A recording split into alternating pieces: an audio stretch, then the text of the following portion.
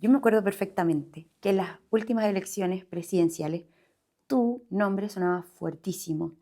Y entiendo yo, y tú me contarás, que desististe de la candidatura a la presidencia. Cuéntame eso, por favor. El trabajador informado jamás será vulnerado, con fuerza y coraje.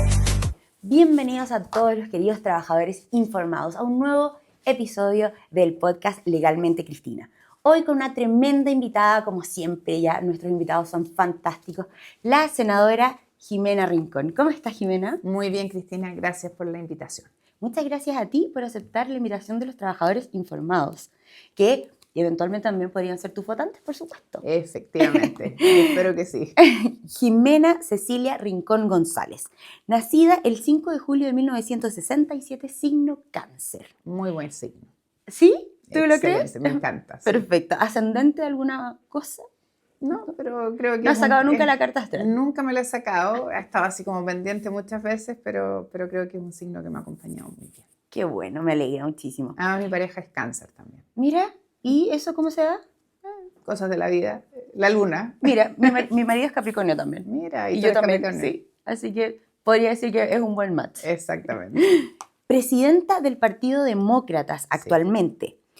Senadora por el Maule. La región más linda del país. ¿En serio? Me encanta, es la tierra de mis abuelos maternos y creo que es una región maravillosa, llena de potencialidad que lamentablemente hasta el día de hoy no ha sabido ser aprovechada. Mira, yo vengo de Temuco, así que también podría decirte que la Araucanía Muy es linda. muy linda, pero sí. lo mismo que el Maule. Sí, eso le pasa a las regiones. Así es. Y además ministra del Trabajo en los años 2015 y 2016. Fue como un año ¿Sí? aproximadamente, sí. En el gobierno de la presidenta Bachelet. Sí, así es. Cuéntame cómo fue esa experiencia, ministra del Trabajo. Linda experiencia desde el punto de vista de las cosas que hicimos. Sacamos adelante varias iniciativas. Fue un bello trabajo. Además que cuando tú eres ministra estás con muchos servicios, el CENSE, la Dirección del Trabajo, el IPS, la Superintendencia. Sí. Es de verdad un lindo trabajo. Fue un bonito desafío. ¿Y qué propuestas sacaste para los queridos trabajadores Bueno, me informados? tocó enfrentar la famosa reforma laboral, que en realidad era tú que eres laboralista, Sí. era una reforma de la negociación colectiva, Sí, súper acotada, ¿no? Uh-huh. No era una mega reforma, pero creo que fue importante. No provocó el caos ni el descalabro que se anunció. Tuvimos que hacer hartas modificaciones para ir digamos, gestionando los intereses y derechos de las partes, pero creo que se sacó una buena reforma. Además de miles de otras cosas que hicimos en materia de capacitación, de desarrollo, de interacciones. Yo creo que fue una buena experiencia. Quizá el momento más tenso fue cuando al llegar me encontré con esta fusión trucha de las AFP, de dos AFP, que inventaron otra AFP para fusionarse y evitar el pago de impuestos, que me pareció pésimo. Y tuvimos ahí un altercado con la superintendenta que se terminó yendo, pateando la mesa, indignada. Pero yo creo que las cosas hay que decirlas y cuando afectan finalmente al país uno no puede guardar silencio. ¿Qué opinas de la reforma previsional que parte ahora en agosto? Gran tema. Tú sabes que yo no di mi voto a favor, tampoco voté en contra. ¿Te abstuviste? No marqué y lo dije y lo expresé en sala porque nadie puede negarse a que se mejoren las pensiones de los trabajadores, de los pensionados, pero cuando no hay base técnica, cuando no hay sustento, cuando los parámetros para poder hacer sostenible financieramente esa reforma es que Chile tiene que crecer al 4% por lo menos, y tú ves que estamos muy por debajo de aquello, al final estás sembrando ilusiones, porque claro, van a recibir mejores pensiones los próximos meses varios grupos de pensionados, claro. Pero hacia adelante no hay certeza de que esto vaya a poder tener financiamiento. Y al final, cuando tú miras que esa reforma entra al debate parlamentario y el propio superintendente de pensiones dice que los futuros pensionados van a tener peores pensiones que las actuales, uno dice, pero ¿cómo? ¿De qué estamos hablando? Es poco serio. Claro. Y claro, decirlo tiene sus costos, por supuesto. Porque uno aparece de contrincante, de pesada, pero creo que ese es nuestro rol, ser serios, ser responsables, porque al final la cuenta no la van a pagar los legisladores, la van a pagar las personas Las más personas. sencillas. Así es. De hecho, esa es la idea de este podcast. La idea es que no es presentarme yo en específico a favor o en contra de los posibles candidatos, sino, o de las personas que forman parte de la política, sino que ustedes den sus posturas, las den a conocer a los trabajadores informados y que los trabajadores informados en su casa decidan después si Exactamente. otorgar o no el apoyo a la Obvio, persona. porque al final del día lo que uno puede esperar como ciudadano, Cristina, es que quien te represente en el Parlamento, en el municipio, en el gobierno regional, en la presidencia de la República, sean personas serias que velen por tus intereses y no que vayan ahí a cobrar un sueldo o a pasearse sin hacer cosas que de verdad le aporten al país. Finalmente servirse de la política en manera ¿Qué le hace personal. tan mal, no? Sí, claro. Al día de hoy yo creo que hay muchos también, porque no Muchos. lo podemos negar. Muchos. Yo creo que hay buenos y malos como en todos. Y esto es igual que en la empresa, los sindicatos, la iglesia, el ejército.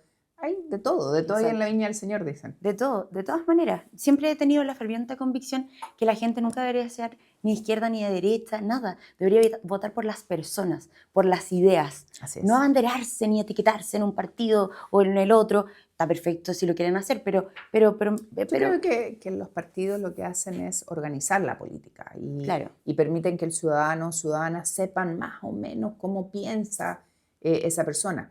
Que en el caso de los independientes no se sabe, porque un partido lleva un independiente, pero tú no sabes finalmente cómo piensa. Claro. Y eso también no ayuda mucho a la ciudadanía, porque la ciudadanía quiere saber para dónde más o menos esta persona encausa sus pensamientos. Tú al día de hoy eres presidenta de un partido. Cuéntame qué se siente, cómo se hace ser presidenta de un partido, además ser senador, etcétera. Mira, Demócratas surge del primer proceso constitucional en Chile. Yo milité 40 años en la democracia cristiana, partí muy pequeña, a los 14 años, en otro contexto, otro país, donde uno no podía decir todo lo que pensaba. Estábamos en un régimen militar. Y cuando viene este proceso, se provoca una polarización y a los que se elige para que escriban ese texto constitucional son del lado absolutamente izquierdo del país. Después viene el otro proceso, ¿no es cierto? Cuando fracasa ese, se van para el otro lado, a la extrema derecha. Y en ese primer proceso se quería refundar el país, deconstruir, crear 11 naciones distintas, eliminar el Senado, eliminar el Poder Judicial en su autonomía, y un largo etcétera, ¿no? Yo lo leí. Ya, tú lo leíste, así que no te voy a contar cuentos. Yo creo que muchos de los que nos están viendo leyeron esto, siguieron el debate. Y mi partido decidió apoyar ese texto, sin debate, sin análisis, sin democracia. Claro. Yo creo que si hay algo que es fundamental en un partido político es que exista democracia. Claro. Yo les dije, no me piden que esté ahí porque esto no es lo que sustenta las bases de la democracia cristiana. Y estuve al frente de lo que decidió mi partido cuando ganó el rechazo con casi el 63% de las preferencias de la ciudadanía, y muchos dirigentes de la democracia cristiana dijeron que no habían perdido, era que todavía no habían ganado, que había que seguir en esto. Ni un mea culpa, ni un análisis crítico, que yo creo que es fundamental en la política. Absolutamente. Yo dije, aquí no tengo nada que hacer. Me fui. Al poco tiempo me echaron igual, a pesar de que me había ido yo, Matías Walker y varios otros. Y el presidente Frei estuvo con nosotros en esa misma postura, Eduardo Frei. Yo me acuerdo perfectamente. ¿Te acuerdas? Sí. Bueno, y ahí dijimos, ¿qué hacemos? No había ningún partido donde nos sintiéramos cómodos. Dijimos, bueno, hagamos un partido que recupere los valores, los principios, las cosas en las que creemos.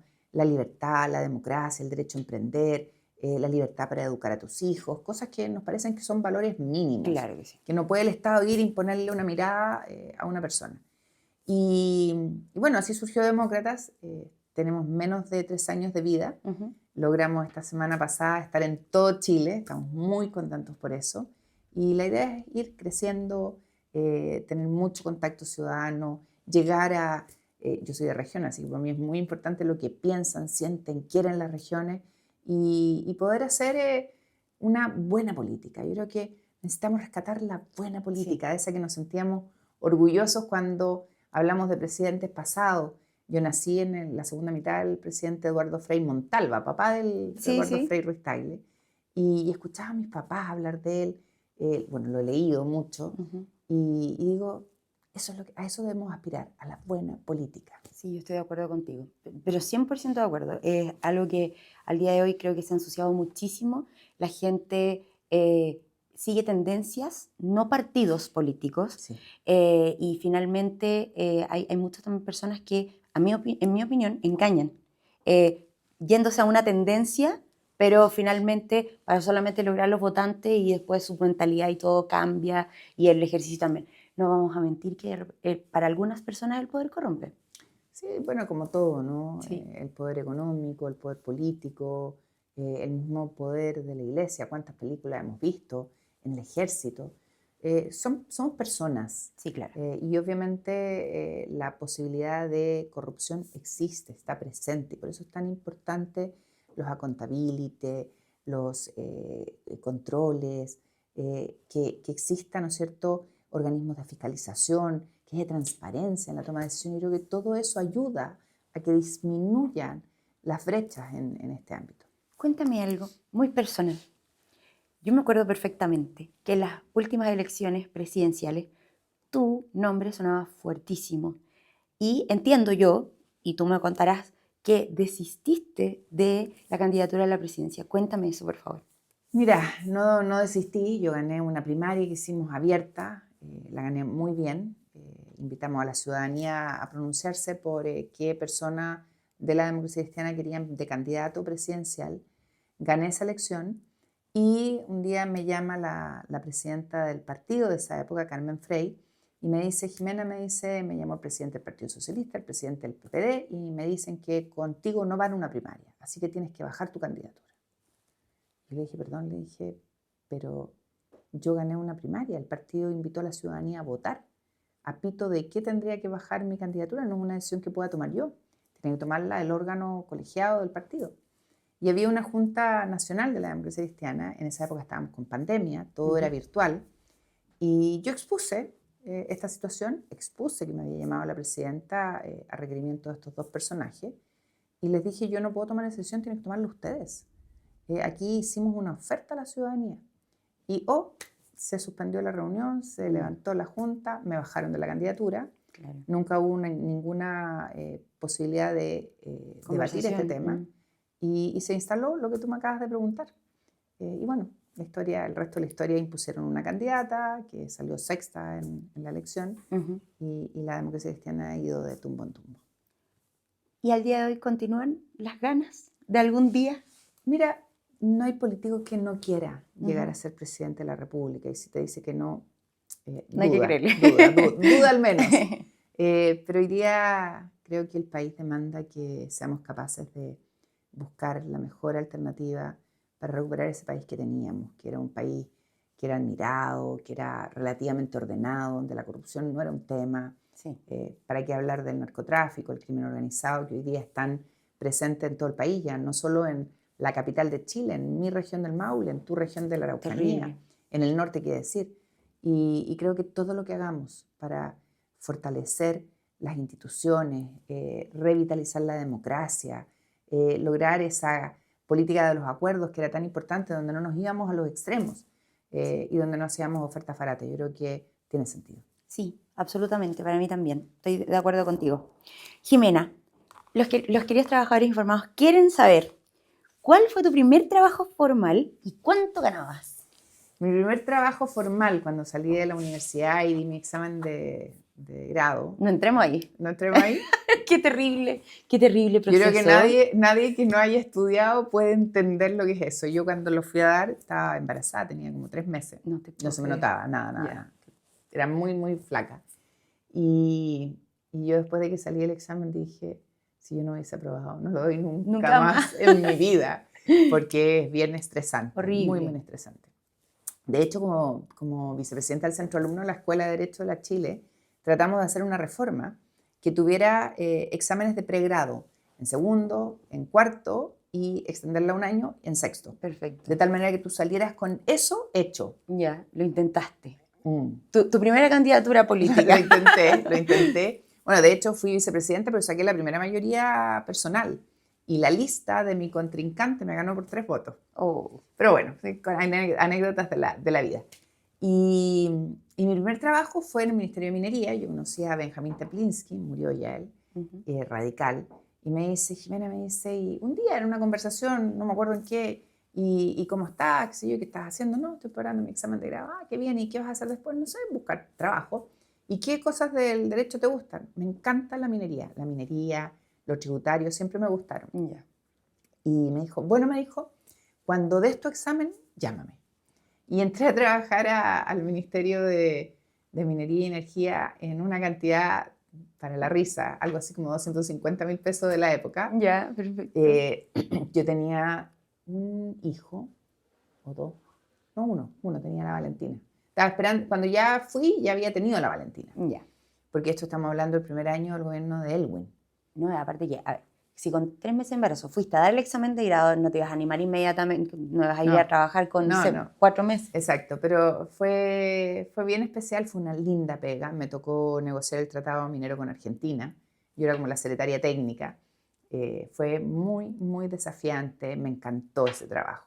O sea, una regia Sí, experiencia. muy bueno. Oye, pero ahí cuéntame, ¿firmaste contrato de trabajo? Porque era funcionaria pública, Sí, finalmente. no, era un contrato honorario, imagínate, el trabajo era nada, pero daba lo mismo, era la experiencia. Yo creo que cuando uno parte, lo que te importa es la experiencia, aprender. Absolutamente. Y me contrataron a honorarios, trabajé ahí 5 años, harto tiempo. Pero si pagabas cotizaciones.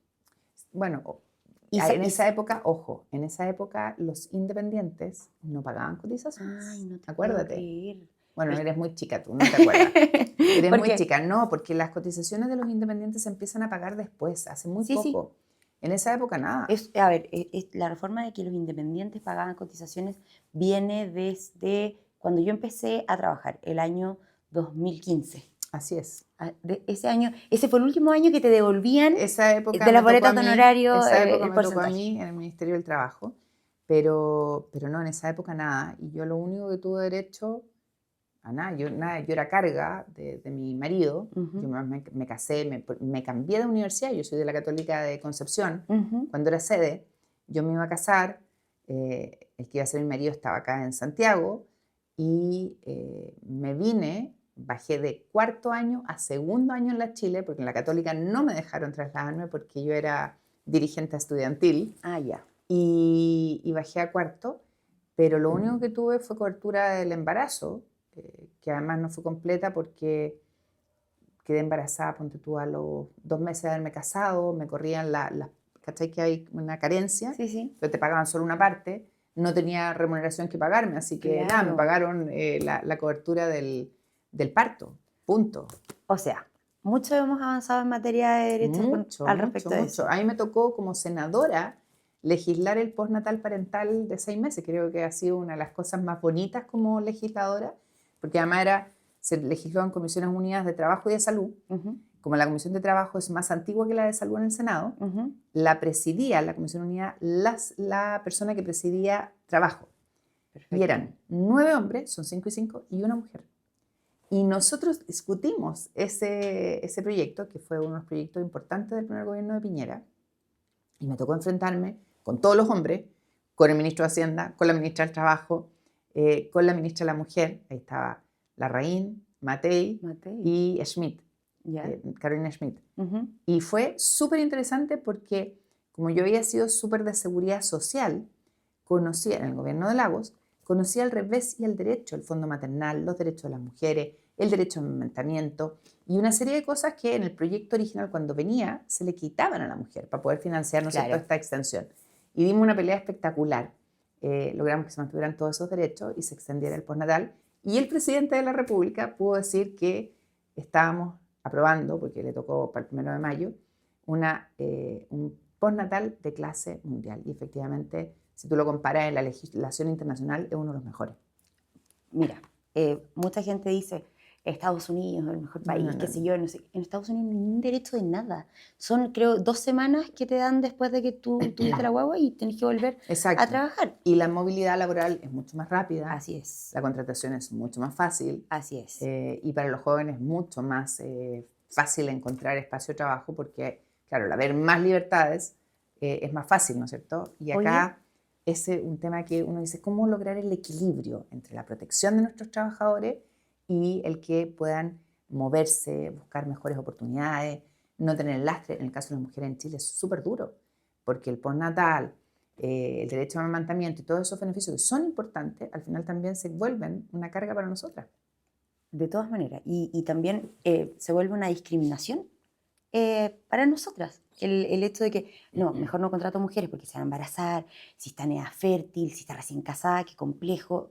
Y Entonces, como hay de todo, te encuentras con trabajadoras que hacen uso y abuso de este beneficio y Sí, otras claro. que no, y que, bueno, es que eso sea, a en mi todo. punto Como las en licencias todo- médicas. Exacto, en todo orden de cosas. Em, Jimena, ¿tú sabes al día de hoy cuánto es el salario mínimo? Sí, 529.000 pesos. Perfecto. Mira, al día de hoy creo que está en los 375.000. 394.000 y fracción. Me equivoqué un poquito. Ay, nada, Pero sí, porque cuesta, tienen ciertas sí, restricciones también. no son números así fáciles, pero sí. Hay ahí que la idea de ese menor valor es sí, fomentar la contratación part-time a Sí. jóvenes mayores de 15, trabajo claro. infantil, menores de 18, y Con la los autorización de un padre de a un lo padre menos. a lo menos, y de los mayores de 65, Sí. para que no queden fuera del mercado laboral. Sí, y ellos también no pueden trabajar jornadas completas de No. trabajo y tampoco trabajo que sea pesado, Así físico. es. Así Sí. es. Pero es fantástico porque al día de hoy yo siempre recomiendo uno que debería Yo empezar a trabajé desde los 13, 14, iba a envolver, iba para las fiestas navideñas, y creo que eso forma el carácter. Absolutamente, Ese absolutamente. tipo de trabajo, no digo que Claro. los explotemos, y Obvio. uno también está en contra de la Aparte que si está explotación. está en el interés de tus hijos, eventualmente querer ganar una platita para después. Bien acompañado, con Exacto. buen resguardo, yo creo que eso va forjando el carácter de nuestros niños. De todas maneras, al día de hoy, yo siempre he dicho y hago una crítica muy dura a la generación Z.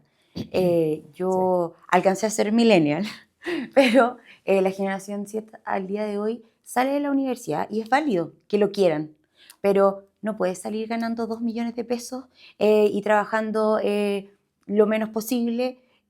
Yo soy súper honesta, mi primer sueldo en el año 2015 fueron 500.000 pesos de mi primer trabajo como abogada. O sea, no era, se supone que es una carrera que paga mejor y qué sé yo. Y sabes que los gané feliz de la vida. Y sí le dije a mi empleador, yo voy a aceptar esto para el tema también de ganar experiencia y qué sé yo. Pero al mes conversamos, si a ti te gusta mi trabajo, conversamos un aumento. Y me aumentaron a 700.000. ¿Te lo Y con ganaste? 700.000 en ese momento de la vida, hace Era. 10 años atrás, era un sueldo que estaba Bueno, bastante de bien. hecho, hoy día el salario mínimo con el costo de vida, Es que ese es el punto. Ese es el punto. Yo estoy de acuerdo. El salario mínimo tiene que ir aumentando Sí. conforme, si también hay inflación, hay IPC, no nos podemos hacerlo tonto con eso. Pero también no podemos tirarle todas las responsabilidades al empleador. O sea, al empleador se le suben los impuestos.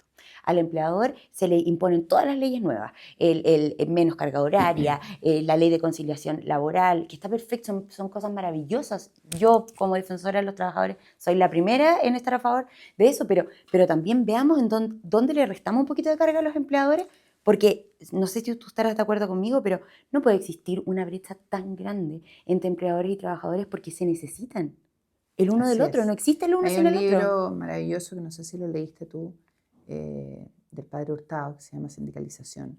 No, Léelo. ya. Porque creo que es un buen equilibrio que permite entender que los trabajadores necesitan estar organizados, necesitan sindicalizarse para poder defender sus reivindicaciones, y los empleadores necesitan a los trabajadores organizados para poder relacionarse con ellos. Pero unos y otros tienen que entender que se necesitan. Claro. Y el trabajador no puede exigir más allá de lo que el empleador le puede dar, y viceversa. Absolutamente. de Y acuerdo. creo que eso implica mucha sabiduría, mucha seriedad, porque al final, claro, el empleador invierte y arriesga su capital Ujú, para un emprendimiento ujú.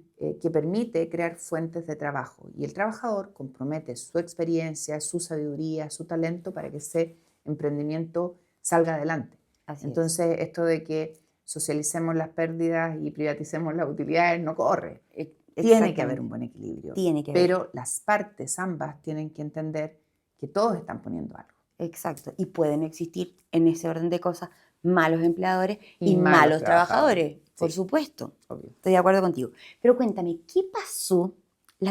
Que era un chisme. La chimuchina que La eres tú. chimuchina. ¿Qué pasó con el aumento del salario mínimo en mayo? Que al día de hoy yo no te voy a mentir, hice hartos videos porque yo empecé que el aumento del salario mínimo, empecé a promulgarlo, digamos, o sea, a promoverlo en redes sociales en abril. Ahora en mayo tiene que salir, por favor, senadores, Senadores. diputados, y lo dije en las redes sociales, no nos defrauden otra vez, no va a salir esta ley después en junio. Y finalmente pasó que se retrasó y el gobierno le ha echado la culpa a el Senado de este retraso, Y yo en particular la oposición. Y yo Cuéntame. asumo la culpa completa, pero se los dijimos al Ejecutivo, no estábamos por crear institucionalidades que costaran más al país. Y crear un observatorio con 9 consejeros que tenían que financiar todos los trabajadores del país, nos parecía un despropósito cuando el observatorio ya existía. Y nosotros dijimos, ni un problema, pero sin un peso. ¿Por qué? Porque hoy día ya está. Ah, o sea, como que mandaron, a ver, para que la gente entienda en la casa, mandaron el aumento del sueldo mínimo conjuntamente con esta creación de un observatorio Así es. que iba a costar platita. Así Ahí es. está, o sea, no es que el Senado no haya querido El votar a tema favor del salario mínimo se aprobó, nunca tuvo tema. El problema era este perfecto. observatorio y nosotros les dijimos esto no, y se fue mixta y se resolvió y ni un problema, el observatorio se creó, pero ad honorem, Claro. los que lo integran. Y nos parece que es lo correcto, sino el Estado no está para seguir gastando plata, nos Claro. falta plata. Nos falta plata para atender gente en salud. Los trabajadores que se enferman les rechazan sus licencias médicas, a los buenos trabajadores, como todo, o no los operan, o no hay una prótesis, o no hay insumos médicos, o no hay medicamentos, porque el Estado no tiene plata. No podemos seguir inventando institucionalidad que no le va a aportar a los trabajadores. Esa fue la razón. A mí me encantaría que ustedes, los senadores, diputados, hicieran en sus redes sociales apologías de esto. Oye, mira, acá no se aprobó a razón de esto. La gente ve Toda las la redes razón. sociales. La gente, o sea, muchas personas creen al día de hoy que por la tele se informa la gente. La gente ya no tiene tiempo para ver la tele. gente se informa por las redes. Por las redes, porque Estoy de además acuerdo. las redes son al momento que tú tienes tiempo disponible, no para cuando la televisión quiera transmitírtelo. Así es. Así que, por favor, yo se los pido para que Vamos la a gente anotarlo, vamos a anotarlo, conozca Cristina. qué diferencia hay entre un senador y un diputado. A ver, ambos legislan, ambos son representantes ciudadanos, por lo tanto tienen un rol legislativo, un rol de representación. Pero la Cámara es además fiscalizadora. Esa es la diferencia. Sí. Y los senadores duran 8 años y los diputados 4. Los senadores tienen territorios más extensos, los diputados más pequeños. Sí. Y entiendo, ¿hay alguna diferencia? La gente cree que como que el senador es más importante que el diputado. No, son igual de importantes. Chile tiene un sistema bicameral, solo que todos los diputados quieren ser senador y los senadores no quieren ser diputados. Claro, se ve, digamos, también socialmente como que eventualmente podrías bajar si es que bajaras a Creo que ser el hecho diputado. de que dures 8 años te da más estabilidad, tiene una lógica y la lógica tiene que ver Y la con... edad también, ¿o no? Es En mayores de requisito de edad, 35 sí. años para ser senador, pero la lógica de que seas más ponderado, que puedas ser más, no sé si la palabra es concienzudo, pero que tengas más calma para tomar las decisiones, para que las tomes bien.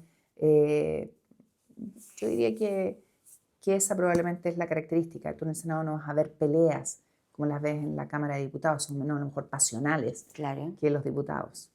Perfecto. Y no necesariamente un signo de juventud.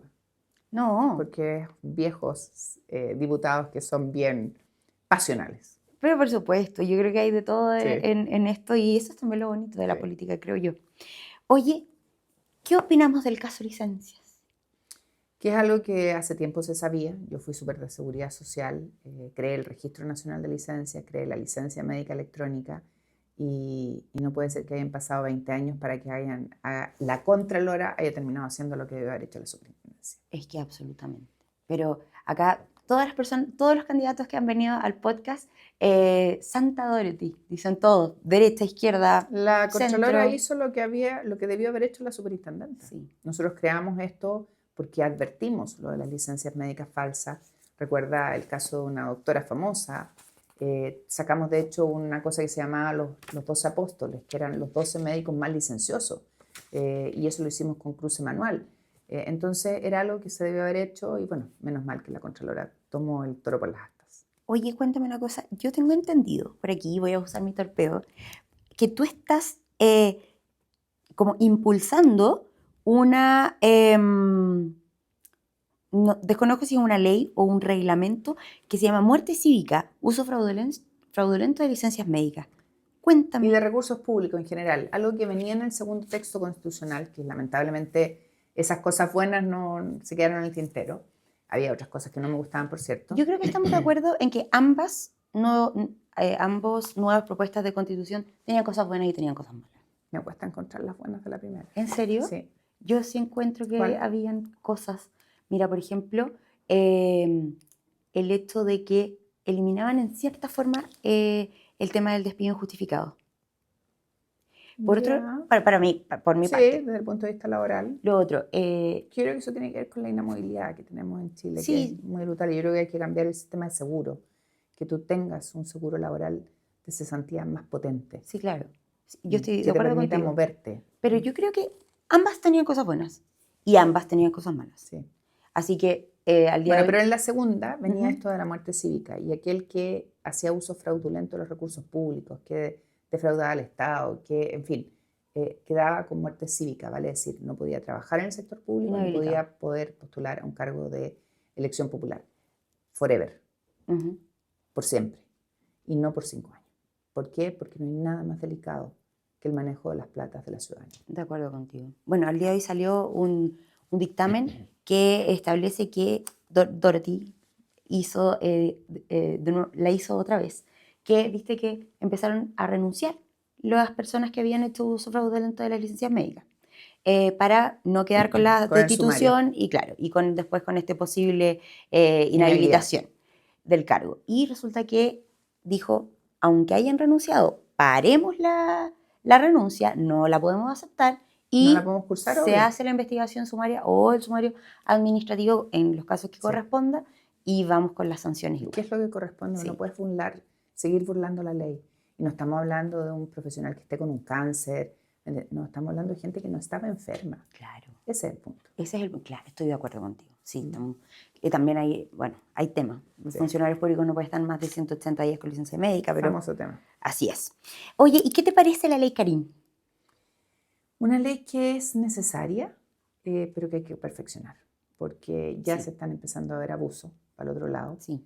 Y creo que es algo que hay que revisar con mucha detención. ¿Te tocó a ti votarla? Sí, la voté a favor, Ujú. la promovió además una diputada amiga, conocida de Demócratas, pero creo que hay que sentarse con calma a Sí. revisar qué ajustes hay que hacerle. Sí, yo te voy a decir que yo soy una persona que desde el primer momento, la estudié antes de que se votase y yo dije desde el primer momento, aquí yo veo un montón de irregularidades Sí. que si bien es cierto, avancemos. Porque después yo creo que distinto es crear una ley a después mejorarla. Sí. Se puede mejorar, Sí, ¿verdad? se puede. Se puede. Porque Y yo vamos a dije, necesitar a todos los abogados laboralistas que nos ayuden a mirarla con ojo crítico. me encantaría. Feliz, De verdad te que va a sería cobrar la palabra. absolutamente... Te va a cobrar la palabra, Cristina. Estoy lista y dispuesta para poder Maravilloso. hacerlo. ¿Qué nuevas normas implementarías dentro del derecho laboral? Uf, muchas, desde el tema de modificar el seguro de desempleo, el tema de revisar el tema de términos de relaciones laborales, indemnización por año de servicio. Yo creo que hay muchas cosas que hoy día amarran tanto al trabajador como al empleador. Y nosotros necesitamos certeza, necesitamos que los trabajadores tengan cierto grado de libertad para moverse sin que por renunciar se queden sin una indemnización. Y que también los empleadores que saben que tienen un trabajador con el que no se llevan, porque Sí. estamos hablando de relaciones personales, puedan poner término a un contrato de trabajo sin el detrimento que significa económico para el emprendimiento. Yo creo que todo lo que mira mejorar relaciones laborales tenemos que impulsarlo, y todo lo que permita certeza y seguridad para las partes también es parte de lo que tenemos que mirar. Estoy de acuerdo contigo. Mi última pregunta. ¿Qué piensas de nuestra querida frase? Porque un trabajador informado jamás es vulnerado. Me gusta, creo que es cierto que cuando los trabajadores tienen información, saben cómo pararse, saben cómo enfrentar al empleador y sus derechos y qué pueden exigir y qué no. Así que creo que es una muy buena frase, muy buen lema. Muchas gracias. Mira, fue creado a raíz de las redes sociales, a raíz de esto tan bonito que ha surgido en estos años de poder apoyar a los trabajadores, y se fue dando la cuña de a poquito. En los videos la gente decía, gracias por informar, Cristina, es porque es que si yo me informo voy a poder saber reclamar. Y al día de hoy, imagínate lo lejos que hemos llegado informando a los trabajadores. Yo creo y que los asesorando. trabajadores además son fuente de creatividad, de ideas que son irreemplazables. Me acuerdo que la primera moción parlamentaria que presenté como senadora fue una ley que permitía que las madres pudieran abrir sus cuentas de ahorro a sus hijos, porque no podían, Ujú. solo los papás. Sí. Y surgió de una ciudadana en particular. Qué fantástico, Jimena. Te felicito también por lo que has hecho y lo que eventualmente seguirás haciendo Muchas por gracias. este país. Te Gracias. agradezco también la visita a el podcast de los trabajadores informados, y vamos a terminar como siempre terminamos, porque un trabajador informado Jamás es vulnerado. Chao, chao.